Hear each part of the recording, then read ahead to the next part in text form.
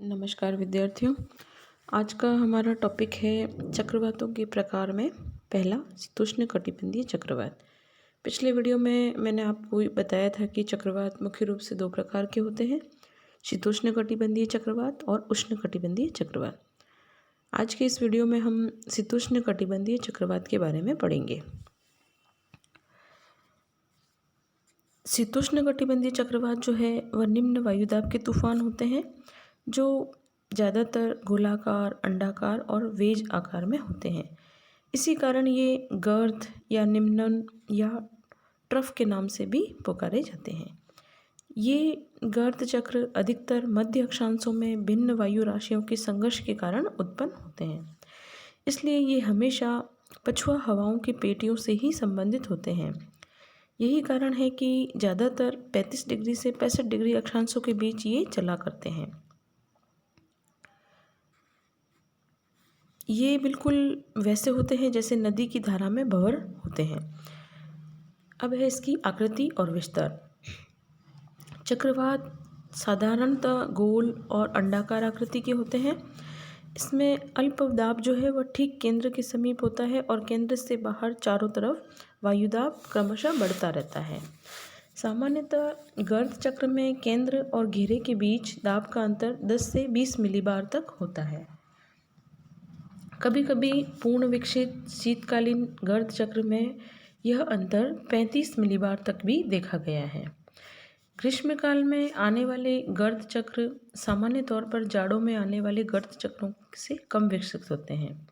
उनमें वायुदाब का अंतर भी कम रहता है, साथ साथ ही समदाब रेखाएं भी दूर दूर होती हैं और वे धीमी गति से चलते हैं।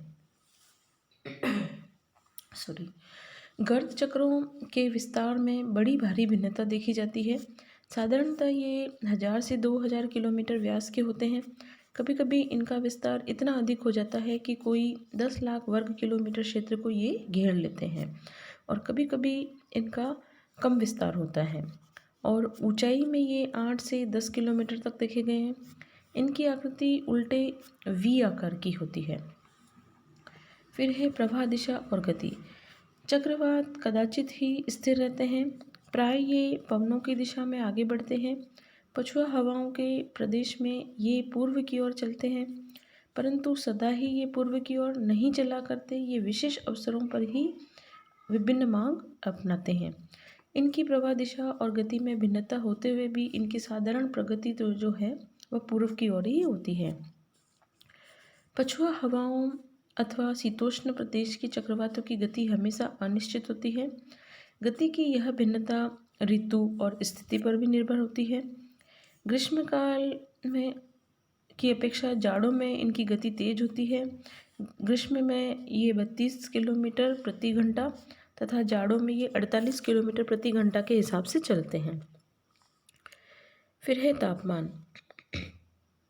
चक्रवात में तापमान परिवर्तन दिन और वर्ष के समयानुसार होता है। जाड़ों में वातावरण अपेक्षाकृत गर्म रहते हैं और पृष्ठभाग ठंडा रहता है। क्योंकि वातावरण में उष्ण वायु राशियाँ और दक्षिणी हवाएं रहती हैं, तो पृष्ठभाग में ऊंचे और ठंडे अक्षांशों में चलने वाली हवाओं में काफ़ी गर्मी होती है।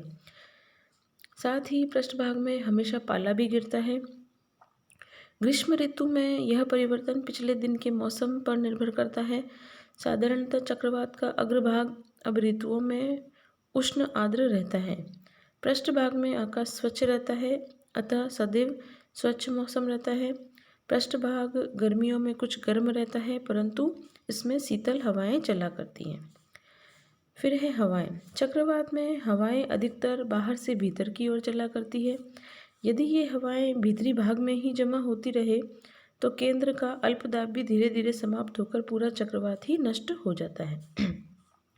प्राय चक्रवात बराबर कई दिनों तक चलता रहता है। इससे ये स्पष्ट है कि भीतरी भाग की ओर चला करने वाली हवाएं जो हैं वहाँ जमा न होकर के वापस बाहर चलती हैं। चक्रवात में हवाएं ऊपर उठा करती है और ऊपर उठकर फिर फैल जाती है। इसीलिए चक्रवात के केंद्र में बराबर अल्पदाब बना रहता है। चक्रवात की अग्रभाग और पृष्ठभाग के बीच तापमान का अंतर मुख्यतः धरातल पर चलने वाली हवाओं के कारण होता है। साथ ही अग्रभाग में हवाएं दक्षिण से चलती है, इस कारण गर्म रहती है। ये हवाएं उष्ण अक्षांशों से ठंडे अक्षांशों की ओर चलती है, इसलिए इनमें भाप अधिक समय तक नहीं ठहर पाती है। साथ ही भाप ठंडी होकर वर्षा के रूप में बरसने लगती है। ऐसा अधिकतर चक्रवात के दक्षिणी भाग में होता है। चक्रवात के उत्तर पूर्वी भाग में अधिकतर हवाएं पूर्व दिशा में चलती हैं, इसी कारण शीतकाल में ये ठंडी हो सकती हैं और इनके पृष्ठभाग में हमेशा हवाएं चलती हैं, इसलिए ये ठंडी होती हैं। साथ ही शीतल प्रदेशों में उष्ण प्रदेशों की ओर हवाएं चलती हैं और ये शुष्क होती है, साथ ही पृष्ठभाग स्वच्छ रहता है। फिर है वायु दशा। चक्रवातों की अपनी एक विशेष वायु दशा होती है। जब कभी एक स्थान से दूसरे स्थान की ओर ये अग्रसर होते हैं तो अपने साथ विशेष मौसमी अवस्थाएं ले जाते हैं। चक्रवातों के इस विशेष मौसम को समझने के लिए उनकी रचना को समझना भी आवश्यक होता है।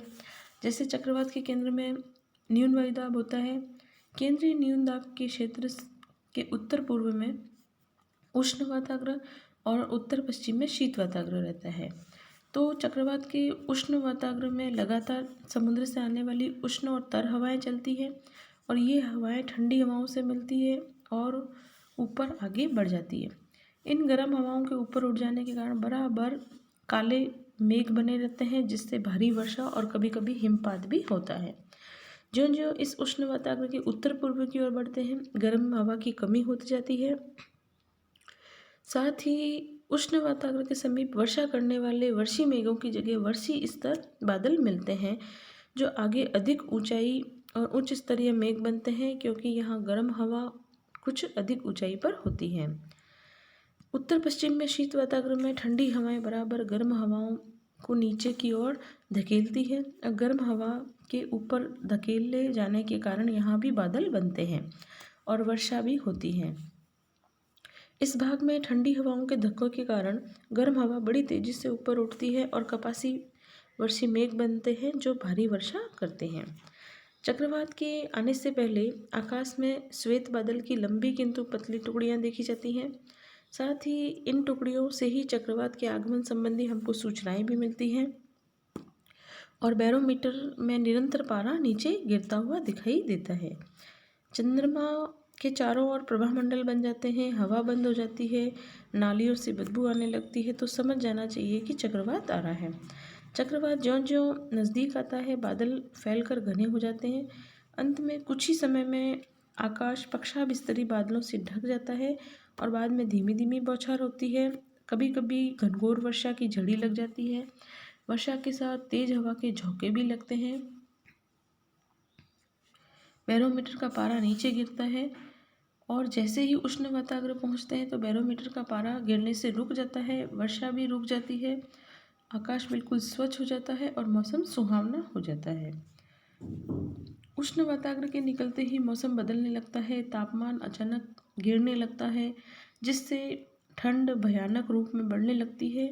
साथ ही आकाश घने कपासी बादलों से छा जाता है और वर्षा की जड़ी लग जाती है। ये सब दशाएं शीत वाताग्र के आ पहुँचने की द्योतक होती है। वर्षा के साथ साथ कभी ओले पड़ते हैं, बादलों की गरज सुनाई देती है, बीच बीच में विद्युत भी चमकती है। चक्रवात वर्षा बंद हो जाती है, जो चक्रवात के अंत होने का सूचक होती है। चक्रवात के निकल जाने के बाद बादल शीघ्र ही हटने लगते हैं और पुनः मेघ रहित हो जाते हैं। इस प्रकार चक्रवात, शीतोष्णकटिबंधीय चक्रवात के तापमान, हवाएं और प्रवाह दिशा के साथ साथ ही चक्रवात से हमें मौसम की अनुभूति भी होती है। तो ये तो था विद्यार्थियों चक्रवात, शीतोष्णकटिबंधीय चक्रवात। धन्यवाद विद्यार्थियों।